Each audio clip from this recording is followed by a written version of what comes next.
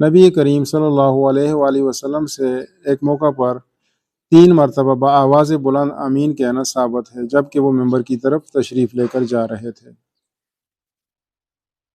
بعد از خطبہ صحابہ کرام رضی اللہ تعالیٰ علیہم اجمعین نے استفسار کیا تو حضور پاک صلی اللہ علیہ وآلہ وسلم نے جواب دیا کہ جب میں نے ممبر پر پہلا قدم رکھا تو جبرائیل علیہ السلام تشریف لائے اور انہوں نے کہا کہ ہلاک ہو جائے وہ شخص جس کو رمضان المبارک کا مہینہ ملے اپنی زندگی میں اور وہ عبادت کر کے اپنی مغفرت نہ کرا سکے۔ تو میں نے کہا آمین۔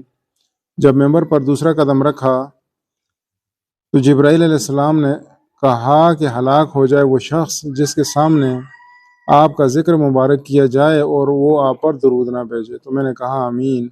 جب ممبر پر تیسرا قدم رکھا تو جبرائیل علیہ السلام نے کہا کہ ہلاک ہو جائے وہ شخص جو اپنے والدین کو یا والدین میں سے کسی ایک کو بڑھاپے میں موجود پائے اور وہ ان کی خدمت کر کے اپنی بخشش نہ کرا سکے۔ تو میں نے کہا آمین۔